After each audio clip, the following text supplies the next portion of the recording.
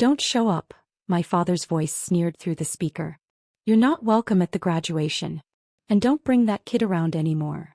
He didn't even say my son's name. He never does.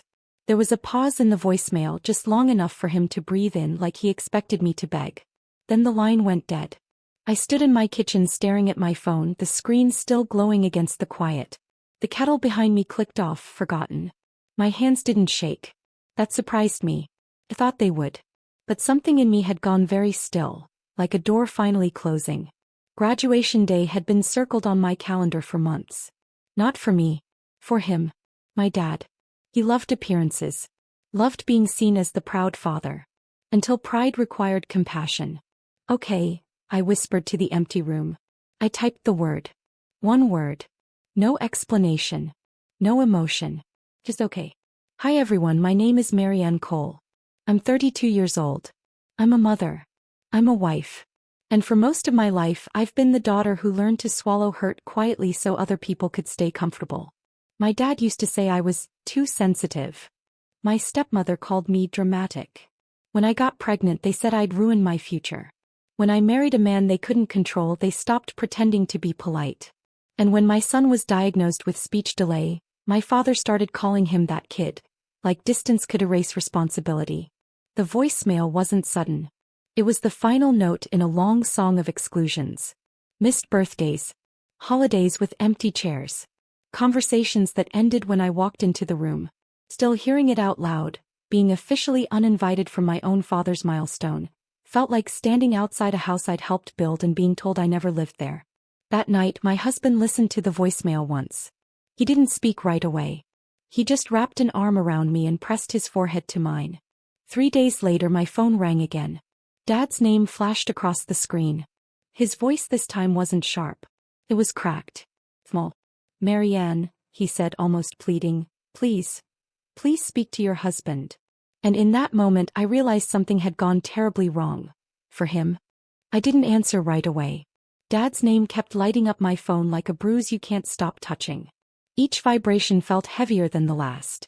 The man who'd disinvited me with his whole chest was suddenly calling like time itself was chasing him. My husband watched me from across the room. No questions. No pressure. Just quiet presence. That alone told me something serious had shifted.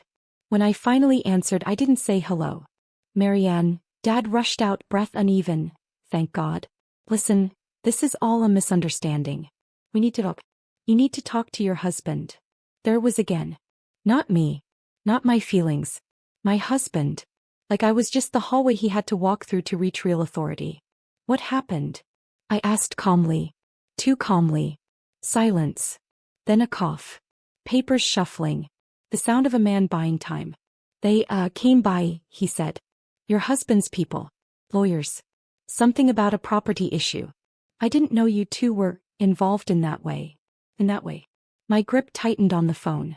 3 days ago I was an embarrassment. A problem. Someone to keep away from public photos. Now suddenly my marriage mattered. You told me not to come, I reminded him. You told me not to bring my child around. Another pause, longer this time. I could almost see his jaw working, pride grinding against fear. I didn't know, he repeated. If I had known. You knew enough, I said softly. In the background I heard my stepmother whisper his name. Urgent. Afraid. Dad lowered his voice. Marianne, please. This could ruin us. Just talk to him. Tell him to stop. I looked at my husband then. The man they underestimated. The man they never bothered to learn about. And for the first time I understood why Dad sounded desperate. Because the house he thought he owned was standing on my silence. I didn't respond to him right away. I walked to the window instead. Outside, the afternoon sun washed the street in gold. Children riding bikes. A neighbor watering dead grass like effort alone could fix neglect. Normal life. Peaceful. It felt almost disrespectful to the storm crawling through my phone. Marianne. Dad pressed. Are you there?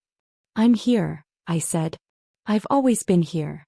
That landed heavier than I expected. His breath hitched just slightly. Not guilt, fear. Regret had never been his language. You said lawyers came by, I continued. What did they say? Another shuffle. This time I recognized the sound, documents being straightened like order could be restored by aligning paper. They said there was an issue with the land title, he muttered. The commercial building. Something about a silent partner. A controlling interest. I closed my eyes. That building had been my idea. Years ago when Dad complained about retirement, about wanting something solid. I'd helped him research. Helped him plan. When I offered money he waved me off, then quietly accepted it through my husband's LC. I never asked for credit. Never asked for thanks. Silence was easier. They said payments were being called in, Dad added, voice thinning. That if things weren't resolved, ownership would shift. My husband didn't look smug. He didn't look angry. He looked tired, like a man who'd waited long enough to be seen. You told me I wasn't welcome, I said. You told me my child shouldn't be around you. That was different, Dad snapped, panic breaking through. This is business. I almost laughed. Almost. No, I said quietly. This is the cost. From the kitchen doorway my son watched me, clutching his toy car, eyes wide and uncertain. I smiled at him. He smiled back, unaware he was the reason I'd finally stopped shrinking. Dad's voice cracked again. Please. Just tell him to stop. I watched my husband shake his head. Slow, final. And in that moment I understood the truth. Everything my father owned had always rested on what I chose not to say. I can't, I told him. 2 words. Calm. Steady. They landed like something breaking off a cliff. What do you mean you can't? Dad said sharply, trying to claw back authority. Marianne, be reasonable. Reasonable. The word he used whenever he wanted obedience dressed up as maturity. I mean, I said, lowering my voice so my son wouldn't hear the edge in it. I can't tell my husband to stop protecting what's his. What's his? My stepmother snapped in the background. She hadn't bothered to hide anymore. That building is your father's future. I closed my eyes. I remembered sitting at their dining table years ago, spreadsheets spread out, Dad nodding while I explained risks. I remembered wiring money without my name attached. I remembered being told you're a helper, not a partner. That building exists because of me, I said. You just never thought that mattered. Silence slammed down hard this time. Dad's voice came back smaller. You never said anything. I did, I replied. Just not loudly enough for you to listen. He exhaled, long and shaky. Then what do you want? There was the question he should have asked a decade ago. I looked at my husband. He wasn't watching me. He was watching our son, helping him line up his toy cars, patient and gentle. Present in a way my father never was. I want you to understand something, I said. You didn't lose control 3 days ago. You lost it the moment you decided I didn't belong. My stepmother started crying. Real tears this time. The kind that come when consequences stop being theoretical. Dad whispered, Is the graduation? You already chose, I cut in. And as I ended the call, I realized something unsettling and powerful. They weren't afraid of my husband. They were afraid of what happened. Once I stopped being quiet. The call ended, but my hands stayed wrapped around the phone like it might still burn me. My husband didn't ask what I'd said. He already knew. There was a calm in him that only comes after a decision has fully settled into place. The kind you don't rush, because it's been a long time coming. An hour later my stepmother texted. We were emotional. Your father didn't mean it like that. Please reconsider. The family will be there. The family. I stared at the word until it blurred. Funny how quickly it reappeared once something was at stake. Then Dad called again. I let it ring. And again. On the 4th try I answered because I needed to hear the shift for myself. You can still come, he said, voice forced into warmth. We'll make it right. Front row seats. Pictures. Everything. 3 days ago I was a liability. Now I was a solution. You disinvited my child, I said. You erased him. That was frustration, he insisted. You know I didn't mean. You meant it enough to say it out loud. He went quiet. I need you there, he finally admitted. Not want. Need. I looked down at my son, sitting cross-legged on the floor, humming softly to himself as he pushed his cars in perfect lines. A child my father loved only when convenient. I won't teach him that love is conditional, I said. Dad's breath trembled. So you're really doing this? Yes. The silence that followed wasn't anger. It was fear. Because for the first time the narrative wasn't his to control. And I knew then. The graduation was just the beginning. The graduation happened without me. I know because Dad sent pictures anyway. Rows of smiling faces, his forced grin stretched tight, my stepmother gripping his arm like she might fall if she let go. He stood alone in every photo. No proud daughter beside him. No grandson on his shoulders. That silence was louder than any argument. The next morning my husband's phone rang. Not Dad. The bank. I watched his expression change as he listened. Professional, measured, unsurprised. When he hung up he didn't look angry. He looked relieved. They're accelerating the review, he said. Title. Loans. Everything. I nodded. This was never about revenge. It was about alignment. About truth catching up to paperwork. By afternoon, Dad showed up at our door. He looked older. Smaller. Like the house he stood in front of didn't recognize him. I just want to talk, he said, eyes darting past me, searching for authority again. You're talking to me, I replied. Inside he finally said it. The thing he'd avoided his whole life. I didn't think you mattered in that way. There was. Clean. Honest. Ugly. I know, I said. Tears slid down his face, not dramatic, just quiet. Too late. I raced you, he whispered. No, I corrected gently. You managed me. Behind me my son laughed as my husband lifted him up, safe and secure. Dad watched them like someone staring through glass. And in that moment I realized. He wasn't losing a building.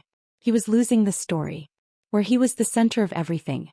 Dad stood in our doorway like he expected forgiveness to be handed to him for showing up. I was wrong, he said finally. The words sounded rehearsed. Polished. Like something practiced in the car. I waited. He swallowed. I shouldn't have said those things. About you. About the kid. The kid. Even now. I'm sorry, he added quickly as if speed could make it sincere. I searched his face for something new. Understanding, accountability, remorse that wasn't tied to loss. I didn't find it. What I saw was grief for a future that no longer bent his way. Why now? I asked. He hesitated. That hesitation told me everything. Because you're scared, I said softly. Not because you're sorry. His shoulders slumped. No denial this time. I didn't know how to fix it, he whispered. I nodded. You still don't. Behind me my husband set my son down gently. Our boy ran past us laughing safe. Dad flinched at the sound, like joy itself reminded him of something he'd thrown away. I won't ask you to choose me, I said. I already chose myself. He looked up sharply. So that's it. Yes. I didn't raise my voice. I didn't cry. I didn't need to. He left without another word. And as the door closed I felt something unexpected. Not triumph, not anger. Relief. Because closure doesn't always come with apologies. Sometimes it comes. When you stop waiting for one. The building changed hands quietly. No headlines. No courtroom drama. Just documents signed, balances settled, and control transferred to the people who had always carried the risk. My husband never celebrated it. He didn't need to. Stability was the goal, not spectacle. Dad stopped calling after that. At first I checked my phone out of habit. Years of conditioning don't disappear overnight. But days passed. Then weeks. And eventually the silence felt peaceful. Graduation photos surfaced online. My stepmother smiling too wide. Dad clapping alone. People commented about how proud he must be. About family. About legacy. I didn't correct them. Some stories don't need footnotes. One evening my son sat beside me on the couch, leaning his head against my arm. He didn't say much, he never had to. Presence was his language. Trust was his proof. Mom, he murmured, soft and certain, you stayed. I closed my eyes. Yes, I whispered. I did. That was the thing my father never understood. Love isn't proven by being invited into rooms where you're tolerated. It's proven by who stays when power shifts. When silence is an option. When walking away would be easier. I didn't win by taking anything from him. I won by refusing to disappear. And somewhere along the way the girl who learned to swallow hurt quietly grew into a woman who taught her child something better. That dignity doesn't need permission.